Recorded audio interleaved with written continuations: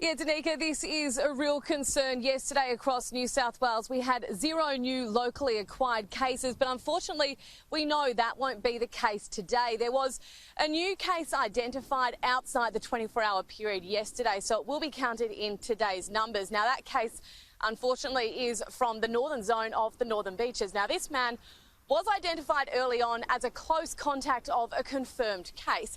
As a result, he was put into self-isolation for 14 days, which he did conduct. He got an exit swab and that came back as negative, showing that the man did not have coronavirus. So he was then allowed to go back into the community. Now, keep in mind, the northern zone is still in a lockdown, so whilst he could go back into the community, the only things he could really do was exercise and go to the grocery store. But because of that, a new alert has been issued for the Woolworths in Avalon for January 2nd, 3rd, 4th, 5th and 6th. Of course, this is a big concern for authorities. They are trying to figure out how this man became infectious, if it was during that period after he was in self-isolation.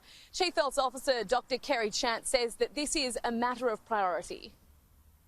Obviously, that's a matter of urgency to tackle that, but because they were in lockdown, it means that the person even when they came out of quarantine, the person had very few exposures in the community. Clearly, the person was wearing masks when out and about, and it would have been very limited exposure settings just to really go to the supermarket for food.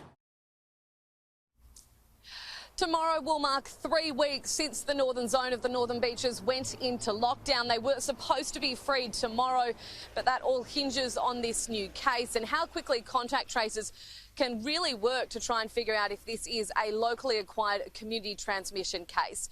We will get an update, as always, at 11 a.m. today from the Acting Premier, John Barilaro, and the Chief Health Officer, Dr. Kerry Chant.